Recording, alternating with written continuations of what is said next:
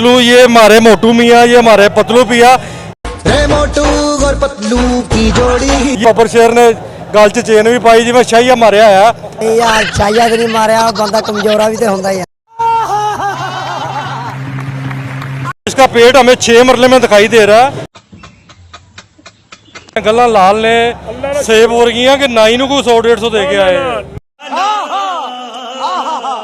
Video देखने से पहले वेलकम पाकिस्तान को सब्सक्राइब करें, लाइक करें और शेयर करें। बिस्मिल्लाहिर्रहमानिर्रहीम। अस्सलाम वालेकुम नाज़रीन, मैं हूं आपका मेज़बान हशाम भट्ट और आप देख रहे हैं वेलकम पाकिस्तान।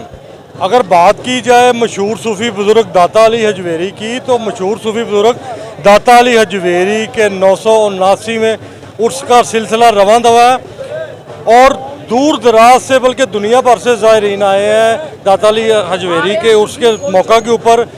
दाता अली हजवेरी के दरबार पे आके सलाम भी करेंगे, फातिहा भी करेंगे। आइए मेरे साथ चलिए और देखते हैं कि आए हुए ज़ायरीन के क्या जज्बात हैं। आइए मेरे साथ चलिए। हमारे साथ एक बहुत प्यारे भाई, खूबसूरत, खुश इखलाक और खुश तबीयत भी लग रहे हैं। जो इनकी पर्सनैलिटी है, चेनें पहनी हुई हैं, कलर भी लगा हुआ है, पहलवान टच भी है। इनसे बात करते हैं कि दाता के मेले के ऊपर ये आए हैं तो इनके दिल में क्या अरमान है, यहाँ पर आके इन्होंने किस तरह की दुआएं करनी है दाता के मेले पे। अस्सलाम वालेकुम रहमतुल्लाह।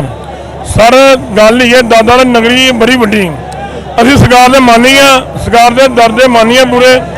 जिहड़े लोग है वे सारे सरकार नूं चाहने वाले हर साल मेला लगता है तो इन्ना बहुत करो करो शुक्र है तुहाडी घूमन जी ना यह घूमन जी अजकल हो रही है। कोई कह रहा पीडी इंजे, कोई कह रहा नवाज शरीफ इंजे। ये लोग पता अपने पासे कि तुरे हुए जिथे सलाब आए हुए उत्थे कोई ध्यान नहीं करता। दसो कि तुसीं दाता दे मेले ते आए हो, दाता दे मेले दी बरकतां ने तुहाडीਆਂ गल्लां लाल ने सेब हो रही कि नाई नूं कोई 100-150 दे के आए। नाई कोई 100-150 दिंदा, अल्लाह दा करम है। नीगे बंदे साहब अल्लाह पाक रहमत करदा है। नींदा ने भाग गए। ये दादा की नगरी बड़ी वड्डी।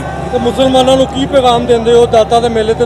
मुसलमान ही है ना, सारे दादा मेले पे आए हैं, ये मुसलमान ही आए। मुसलमान ने मुसलमानों को की पैगाम देना चाहते हो? मुसलमान मजीद की करना चाहिए? मजीद बदलना चाहिए, मुसलमान बदलना चाहिए और अल्लाह की नगरी ज़्यादा बदलना चाहिए। तो मालिक रहमत करे तुहाडे भरावां दुआवां जी दी, अल्लाह तुहानूं सलामती रखे अल्लाह। ये खूबसूरत नौजवान जो है, मुंडे भी हैं, भाई भी हैं और यारबाश भी हैं तबीयतन, इनका कहना है कि मुसलमानों को चाहिए कि वो बढ़ते फूलते रहे। आइए मेरे साथ चलिए, आगे मज़ीद देखते हैं यहाँ पर जो आए हुए ज़ायरीन हैं उनके क्या जज्बात हैं, उनके क्या अरमान हैं। यहाँ पर हज़ारों की, लाखों की, बल्कि अगर मेरा यहाँ पर यह भी कहना गलत ना होगा कि करोड़ों ज़ायरीन यहाँ पर आ रहे हैं सलाम करने के लिए। दाता की नगरी जो कि ओवरऑल दुनिया भर में एक अहम मकाम है। इस वक्त दाता अली हजवेरी का 979वां उर्स जो रवा दवा है, यहाँ पर हमारे देखने में आया कि यहाँ पर जो ज़ायरीन आ रहे हैं दाता के मेले में वो सलाम तो कर रहे हैं, लेकिन यहाँ पर लजीज जो लंगर है, दूध की सबीले भी हैं, कतलम्मा, मीठे पकौड़े वगैरह इस किस्म के जो लंगर है ना वो बांटे जा। जी बिल्कुल, जैसा कि दाता अली हजवेरी के मेले की जो रौनक है वो मुख्तलिफ नवैयत से नज़र आ जाती है। जैसे कि ये देखें ना, ये एक दबंग किस्म के नौजवान भलवान टैप, चिट्टी जुत्ती, धोती ते पीली शर्ट, कमाल वाली गल है। उतो यह बब्बर शेर ने गल च चेन भी पाई जिवें शाहिया मारिया है। असीं इन्हां नाल गल करने आ कि की महसूस करते पे हो दाता दी नगरी च आ गए। हाँ बब्बर शेरा दा अस्सलाम वालेकुम। सानू बड़ा मज़ा आ रहा दाता दी नगरी विच आ के, जिस तरह भावें बड़ा मज़ा आ रहा, बड़ा फिरिया तुरिया वा, बहुत मज़ा आ रहा वा। ते हुण कदी घर जा रहा फिर फुरते सी।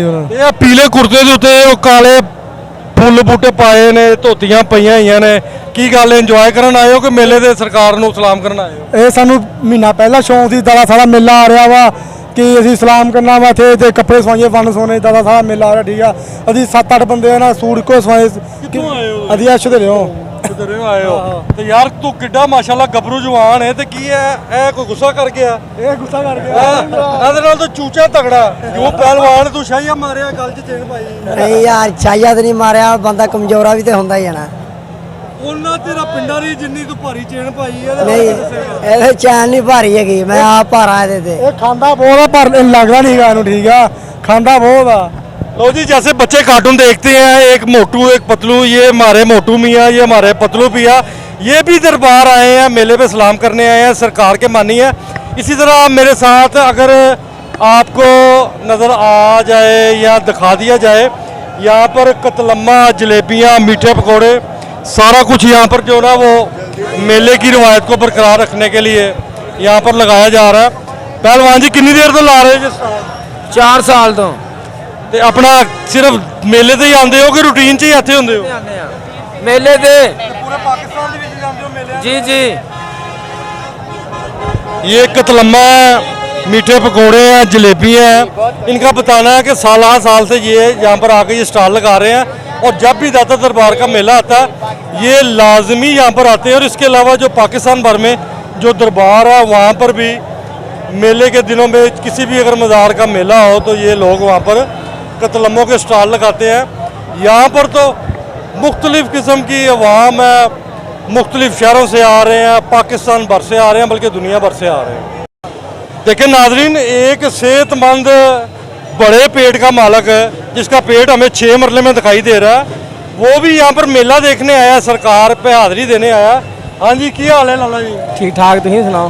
मैं लाला तेरियां दुआवां ते जीन दिया वा, उधरों ढिड कटे उधरों पग बनी, ये चक्कर की है? बस गर्मी बड़ी है तो सरकार के मेलियां दे आए हैं। सरकार के मेले से आए ने, ढिड कट के पग बन के उत्तर कहते ने गर्मी बड़ी है। हाँ जी ਤੇ ਕੀ ਮਹਿਸੂਸ ਕੀਤਾ?